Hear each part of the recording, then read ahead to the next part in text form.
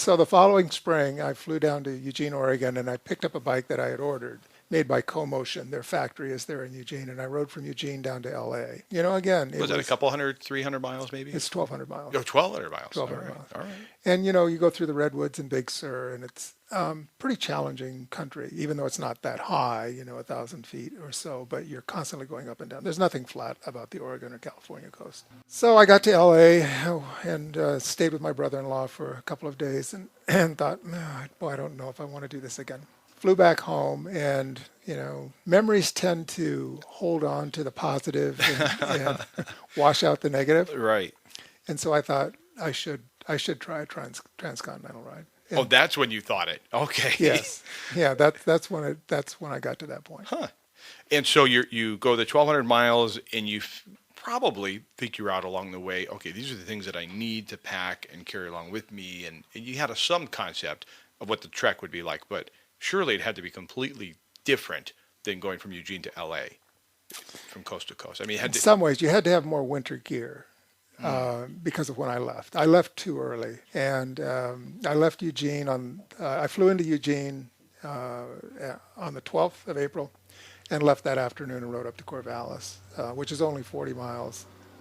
I got to Corvallis and I thought, I hadn't been training all winter. I mean, I'm not a fat tire bike guy, and I hate a stationary bike, and so I hadn't ridden all winter long. And I remember in Corvallis, sitting in a coffee shop, thinking, this could really be a big mistake. But you get on the bike the next morning, and you keep going. And the weather was okay until I hit the Columbia Gorge. I don't know if you've ever been in the Columbia Gorge, but the wind blows constantly. There's a reason why they have thousands of windmills. And it's like the world capital of windsurfing. Absolutely, yes. And I did see several fellows doing that, off the water more than on the water. Yeah, but I rode up through the gorge, and you take a left at Umatilla and go into Washington, and then rode up to Sand Point. And besides the fact that it was pretty wet, it wasn't bad.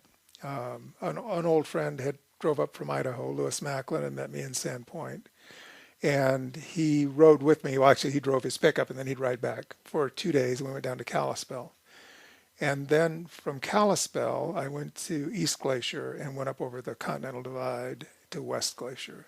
You're making this sound so easy. At some point, though, you're alone, you're riding how many hours a day? Well, it would vary. I averaged 80 miles a day. So if I had a tailwind, those 80 miles could be accomplished in 6 hours. If I had a headwind, maybe I didn't make 80 miles that day. Okay. Was 80 a specific plan? Like, okay, I feel like I can do it. It just averaged out that way. It just happened to average out that way. How often are you stopping to eat, drink? I mean, what's the day like? You start every morning before daylight, simply because you want to get out on the road and you want to get some miles under you. And you also have a goal for the evening, especially when you ride by yourself.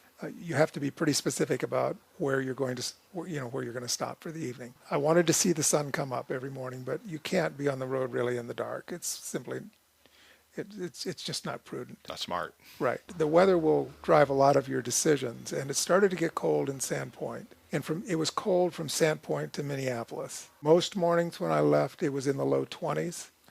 And I had to stop in Kalispell and get new winter gear or additional winter gear, simply because the wind and the cold. But your first 40 miles, you immediately went, what have I done? And now you've just gone through 2-3 different states here in Idaho. At any of those points, are you again thinking, what have I done? Or do you just get into a mental routine and it's about enduring? You do. Absolutely, you do. And I mean, certainly a good part of it is physical. Mm-hmm. You're riding a bike that weighs, probably just under 100 pounds when you have all of your gear and water and food on board. So you're riding a heavy bike. There certainly are hills between the coasts.